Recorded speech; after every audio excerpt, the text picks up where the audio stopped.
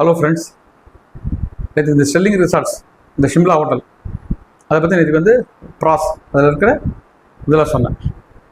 So அசௌகரியங்கள்லாம் சொன்னேன். சரி, அப்போ என்ன அசௌகரியங்கள் என்ன இருக்குது? ஹோட்டலில் ஃபஸ்ட்டு வந்து என்னதான் இருந்தால் கூட ரீச்சுங்கிறத பார்க்கணும். முதல்ல சாப்பாடு போய் மற்றதெல்லாம் ஏதோ வச்சுருக்கு. ஆக்சஸே இல்லாட்டா என்ன பண்ண முடியும்? எல்லாருக்கும் தகுந்த மாதிரி ஆக்சஸ் இருக்கணும். ஏன்னா வயசானவங்க வருவான், காசு போட்டு தான் நான் வாங்குறேன் எல்லாரும்.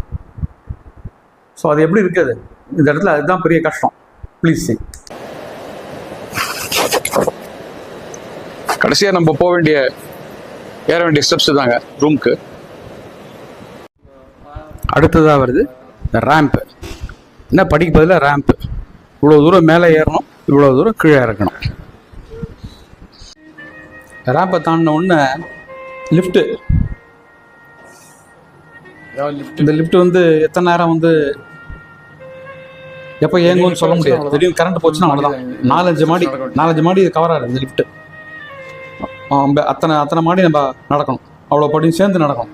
இருக்கு இல்லாமல் இன்னும் இதையும் சேர்த்து நடக்கணும். இதுதான் இந்த கிரேட் ஸ்டெர்லிங் லெகசி லிஃப்ட். லிஃப்ட்லேருந்து வெளில வரோம் பாருங்கள். ஒருத்தர் கீழே இறங்கி போகிறார். இங்கே தான் நம்ம தண்டனமாக ஆரம்பிக்கிறது. படி கீழே ஒரு செட் ஆஃப் ஸ்டேர்ஸு, திருப்பி அது கீழே பாருங்கள். சுரங்க கோவ மாதிரி கீழே உள்ளே போகிறது பாருங்கள். அது கீழே இறங்கணும். அப்படி இறங்கி ஸோ வரும்போது திருப்பி மேலே ஏறி இங்கே வரணும். வந்தால் தான் லிஃப்ட்டு மேலே நான் உங்களுக்கு காமிச்ச ரேம்ப்பு, அப்புறம் படி. இதுதான் ஸ்டெர்லிங் லெகசி ரிசார்ட் ஷிம்லா. அந்த லட்சணத்தெல்லாம் ஸ்டெர்லிங் இருக்கு.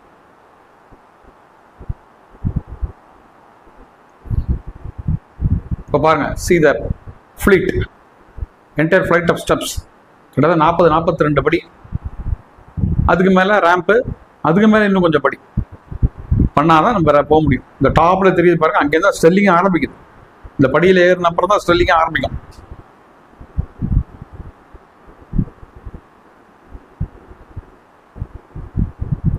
Decide for your self. Hello friends, கவனிச்சிங்களா எத்தனை கஷ்டமாக போயிட்டு வருதுங்கிறது? 32-60 படி கிட்டத்தட்ட இருக்கும் போல் இருக்குது. இது நான் சொல்கிறது லிஃப்ட்டை